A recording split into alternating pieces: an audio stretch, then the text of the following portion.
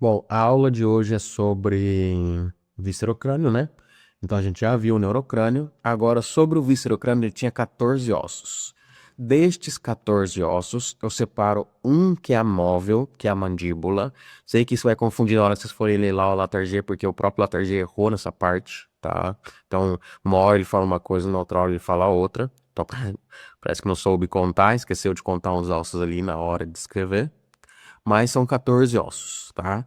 Desses 14 ossos, um é a mandíbula, que é um osso ímpar e único móvel do crânio.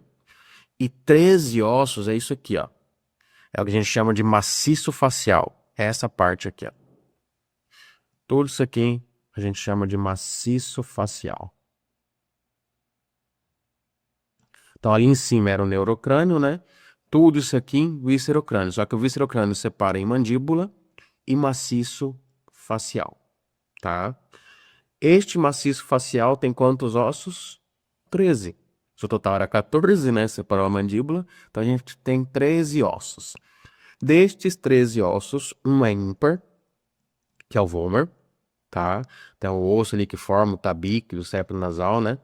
Vômer, porque ele parece aquelas ferramentas que arava o campo, né?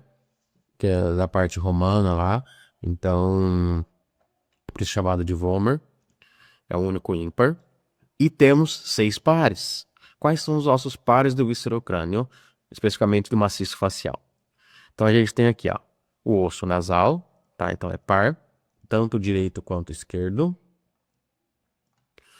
O osso lagrimal ou ungues, que lembra que eu falei que nele aqui existia a fossa do saco lagrimal, por onde tinha um orifício, que é o conduto nasolacrimal, tá? Que é onde escorre a lágrima, né? Olha ali, ó. Vou até pôr para vocês verem aqui, ó. Então, do saco lacrimal sai um conduto ali, ó, que é o conduto nasolacrimal. E esse conduto nasolacrimal cai bem na cavidade nasal aqui, ó. Embaixo do cornete nasal inferior, no meato nasal inferior, né? Que por isso que quando a gente chora, também escorre pelo nariz, ó. Olha lá, ó. Tá bem? Outro osso par. Então, a gente viu nasal, lagrimal ou ungues. Temos também o osso cigomático ou malar, tá? Outro osso par. O osso maxilar também, então maxilar direito, maxilar esquerdo. Aí vamos para o céu da boca, né? Que é o osso palatino, ó, então tanto direito quanto esquerdo. E por último, o sexto par são os cornetes nasais inferiores, ou concha nasal inferior, tá? Então, cornetes nasais inferiores ou concha nasal inferior. O que eu quero de vocês se lembrem de perguntinhas mais específicas sobre viscerocrânio? É um pouco mais simples do que o neurocrânio, relacionado ao maciço facial, que a mandíbula tem mais coisa. Primeiro, em relação aos cornetes nasais aqui, ó. São 3 cornetes nasais em total. Cornete nasal superior, médio e inferior. Mas daí pergunta, quais dos cornetes nasais é um osso próprio do viscerocrânio? O inferior? Por quê? Porque o superior e o médio fazia parte lá do etimoides, que era lá do neurocrânio que a gente viu, tá?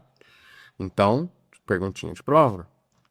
Outro ponto importante. Aonde desemboca o conduto nasolacrimal?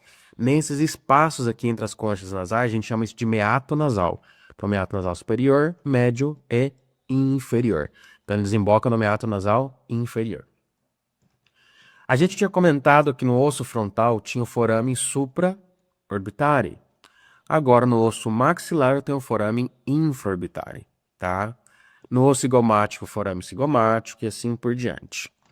Temos aqui dentro da cavidade orbitária a fissura orbitária inferior, tá? A gente já tinha visto o canal óptico e a fissura orbitária superior, e agora aqui tem a fissura orbitária inferior. Outra pergunta: quem conforma a cavidade orbitária? Então, superiormente aqui, ó, temos o osso frontal, medial temos o osso etimoides e o lagrimal, lateral aqui o osso esfenoides e o cigomático, e inferior temos o osso maxilar e olha um pedacinho aqui escondidinho do palatinda. Então aqui debaixo da boca, ó. Porque ele é bem grandinho assim. Então ele vai estar lá em cima. Então o osso palatino, tá bem? São os ossos que conformam a cavidade orbitária. Outra característica aqui que eu quero que vocês se lembrem, que a gente mencionou, né? Era sobre o arco cigomático, formado pelo osso cigomático, pelo osso temporal, por onde passava o músculo temporal. A abertura piriforme, que é a abertura da cavidade nasal, tem aqui uma espinha nasal, ó. A gente chama de espinha nasal anterior. Por quê? Porque aqui atrás tem uma posterior. Logo acima dessas espinhas nasais, da espinha nasal posterior, eu tenho esta cavidade que comunica lá com a cavidade nasal, ó. Lá tá vindo a narina, né? Então daqui vem a narina, vem a cavidade nasal e daqui passa o ar para a faringe. Então essa comunicação da faringe, o limite ósseo aqui, ó, da onde termina a cavidade nasal e começa a faringe, é chamado de coanas. Então esses orifícios aqui, ó, são as coanas, também. Já vimos sobre o septo nasal, né? Que conformava lâmina perpendicular de etimoides, vomer e o cartílago do tabique nasal. Então, também outra pergunta importante. A borda onde se articula os ossos, o osso maxilar com os dentes e a mandíbula com os dentes é chamada de borde alveolar. Temos o borde alveolar superior na maxila e o borde alveolar inferior na mandíbula, tá bem? Outra pergunta. Quem que conforma o céu da boca? O cielo da boca, né? Ou o famoso palato duro. É o osso maxilar e o osso palatino, tá? A gente até fala que é o processo palatino do osso maxilar, mas de forma básica é o maxilar. Então, osso maxilar e osso palatino. Lembre-se também que aqui é uma articulação tipo gonfos, está do dente com o alvéolo aqui do maxilar. Então a gente vê lá em articulações, né, generalidades, tipo gonfos. Do víscerocrânio com acidentes ossos principais são esses, tá? Não tem que a gente ficar se aprofundando tanto, mas mandíbula sim é um pouquinho mais profundo. Então como se separa a mandíbula? Então a mandíbula se separa em rama, ângulo e corpo, tá?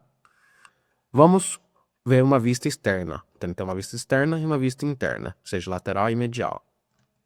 Começando pela rama. A rama da mandíbula tem dois processos ou apófises aqui, ó.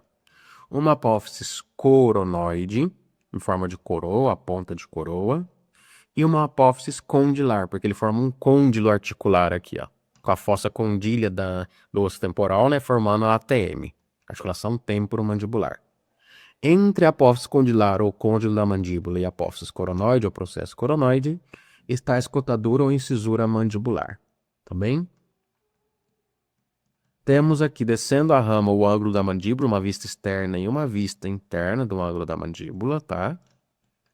Descendendo uma linha oblíqua aqui, ó, que continua com o corpo.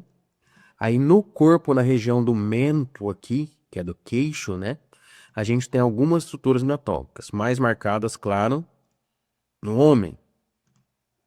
Então temos aqui a protuberância mentoniana, os dois tubérculos mentonianos e o forame mentoniano, tá? Que desse forame mentoniano sai uma rama ali do nervo mandibular, nervando a face de forma sensitiva nessa região aqui. Então, o nervo trigêmeo, que é o nervo que tem três partes, ele tinha uma rama oftálmica, maxilar e mandibular.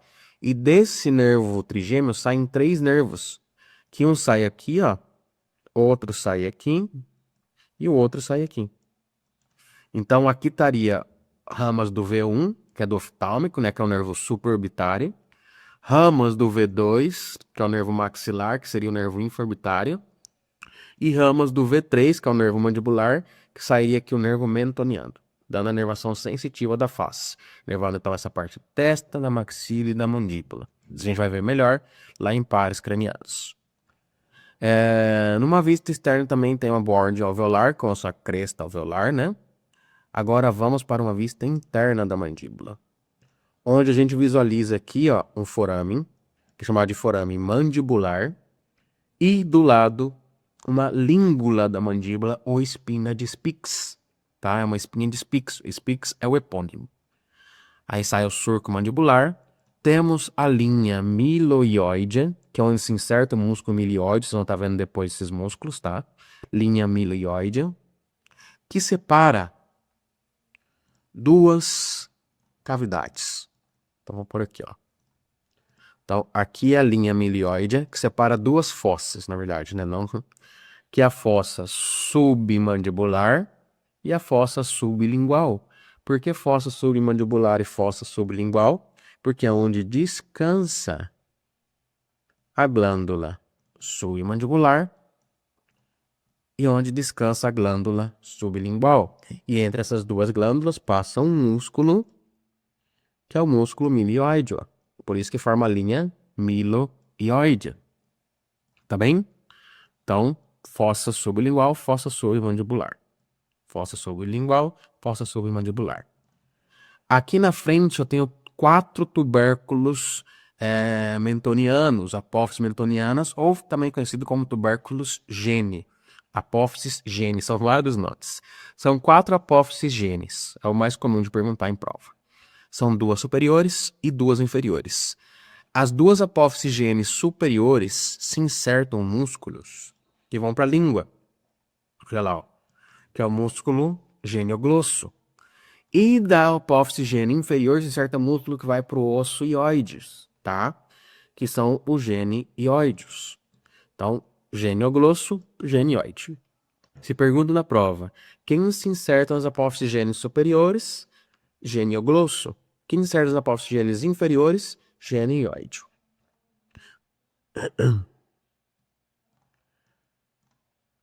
Bom, das estruturas principais aqui da mandíbula são essas, tá?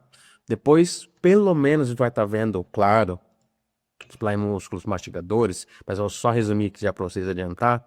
São 4 músculos mastigadores. Eu tenho o músculo temporal, masseter, pterigóide lateral e pterigóide medial. Aonde se inserta cada um bem rapidinho aqui. Depois a gente vai detalhar eles lá na aula de músculos mastigadores. Então a gente tem na apófise coronoides o músculo temporal. Temos na apófise condilar, bem no coelho aqui dela, o pterigóide lateral. Na cara medial do ângulo da mandíbula, o pterigóide medial, tá? Tanto o pterigóide lateral e aqui o pterigóide medial. E na cara lateral do ângulo da mandíbula, uma masseter. Fiquem tranquilos que todos os músculos a gente vai ver de forma separada, só para vocês terem também uma noção do que pode ser perguntado aqui.